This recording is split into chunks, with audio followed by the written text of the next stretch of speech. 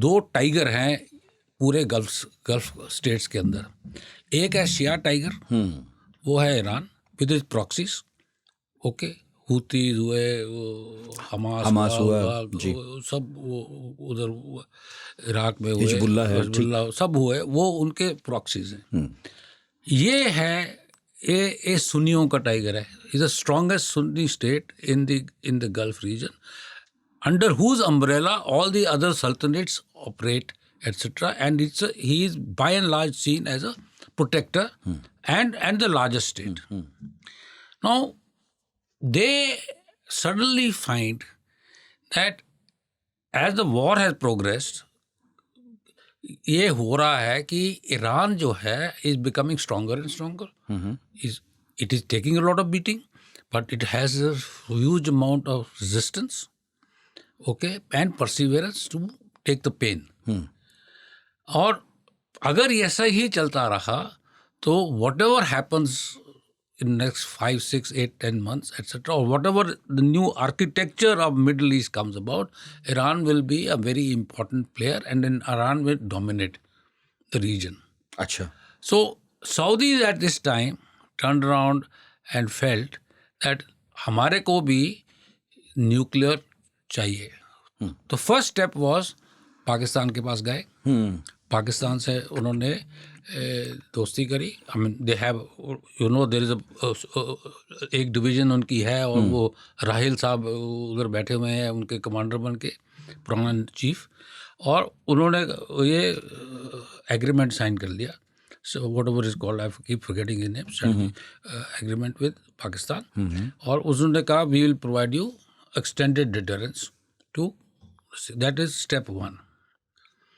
In between अभी क्या होना शुरू हुआ, जैसे ही ये लड़ाई जो है आउट ऑफ कंट्रोल जा रही है, Iranians and Russians, Russians and Chinese have become major player. आपको याद होगा यूक्रेन के ऊपर जो डील थी, रशिया के और यूक्रेन की जो मीटिंग हुई थी, और रशियन और अमेरिकन की मीटिंग हुई थी, वो सऊदी अरेबिया में हुई थी जी। So Saudi Arabia had become a big peace maker and a player in the region. वो ऐसा नहीं करता, वो he wants to be seen in public I that I am an important player in the region. He was feeling left out. Iran जो Saudi Arabia है वो एक left out feel कर रहा है। तो अभी क्या हुआ, एज अ उसकी फीलिंग को सर्च करने के लिए, उनकी फीलिंग को उनको जो रखने के लिए, उन्होंने कहा कि हम आपको ये डील देंगे। ओके, ये डील का मतलब ये है कि आप जो है अपना न्यूक्लियर प्रोग्राम शुरू कर सकते हो, सिविलियन न्यूक्लियर प्रोग्राम, और साथ में उसके जो एडवाइजर्स हैं, सैडली मिनिस्ट्री जो एनर्जी सेक्रेटरी है वो is not the main chap, but एक चीज़ आपको बताऊं, डिपार्टमेंट ऑफ एनर्जी है अमेरिका में, वो न्यूक्लियर वेपन्स कंट्रोल करता है जी। ये मोस्ट लोगों को पता नहीं है, डिपार्टमेंट ऑफ एनर्जी के अंडर ही आते हैं सारे न्यूक्लियर वेपन्स। अच्छा, क्या हुआ उसके साथ, ये पूरी बातचीत होके तो उन्होंने कहा कि हम आपको ऑफर करेंगे। Level of offer the other, जो आपने बोला कि आज हमने कहा मैं पूरी डील हुई है, अगले दिन कहा कि मैं अब्राहम अकॉर्ड करूँगा, वो इंटरनल कॉन्ट्रडिक्शंस है उनकी, अमेरिकन की। अच्छा, इंटरनल कॉन्ट्रडिक्शंस ये हैं कि they believe that they can push any agenda at any time which will be viable by the world, and we have the power of retraction because we are strong enough, we can retract.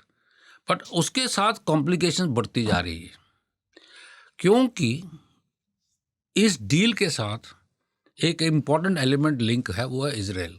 Now under no circumstances West can allow undermining of Israeli military and nuclear capacities and capabilities. और यही जो चीज़ है, यही चीज़ जो है वो important है। तो टाइमिंग के ये था कि इस समय जो है Saudi Arabia was feeling left out. Saudi Arabia, अभी आप देखें, अभी भी जो सेकंड फेज शुरू है after the signing off the peace accord, उसके अंदर भी शुरू में उन्होंने कोई टारगेट नहीं किया, परंतु अभी 4-5 दिन पहले उन्होंने सऊदी अरेबिया को फिर टारगेट किया है। उनका मेन बेस को, और KC-135 जो उनका है उधर ही उन्होंने मार गिराया था, American KC-135। So long and short ये है कि it was in my opinion a shop. उनको मतलब कि उनको भाई साहब आप इम्पोर्टेंट हो, आप we are there, and to prevent Saudi Arabia from becoming a partner with either China or Russia. Because एक सडलिटी जो हमारी प्रेसों में नहीं आ रही है और जो मीडिया इतना कवर नहीं कर रहा, वो सडलिटी ये है कि both China and Russia have started playing a very major role similar to the role which the Americans have been playing from behind in the Ukraine war. They are returning the card to the Americans by supporting Iran and other proxies in this situation, providing technical data, electronic data and other data. So ये कहानी है इसके लिए, और that is why this sudden announcement, it was in the pipeline for a while, but the sudden announcement, और announcement के बाद उसने जो किया है वो आप आगे सवाल पूछेंगे, उसका फिर मैं जवाब दूंगा।